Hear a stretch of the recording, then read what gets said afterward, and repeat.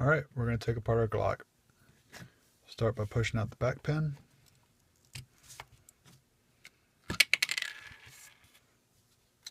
Then the top pin. Then your trigger pin. This one you've got to wiggle.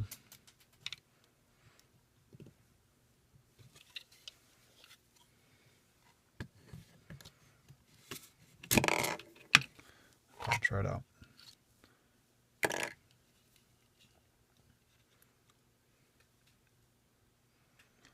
Pull that up.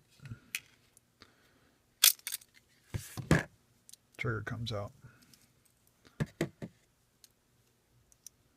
Twist. Pull up. Spring comes out. Flip it over. Hole there. It'll push your connector out. If you want to go all the way, you can pull that spring off. That's it.